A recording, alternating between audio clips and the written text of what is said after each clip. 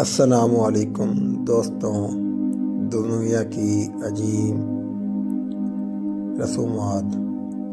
آج دوستوں میں ایک ایسی رسم کے بارے میں بات کروں گا، تبت میں اسکائی بیورل رسم۔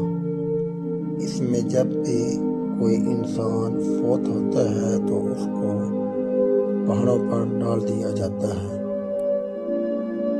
جس کو آ کر گدھ اس کا ماس نوچ لیتے ہیں، کھاتے ہیں۔ جب گدھ اس کا ماس نوچ لیتے ہیں تو اس کے بعد اس کی ہڈیاں جو بچ جاتی ہیں اس کے بھی چھوٹے چھوٹے ٹکڑے کر دوبارہ گدھوں کے سامنے ڈال دیا جاتا ہے۔ یہ ایک بڑی عجیب رسم ہے۔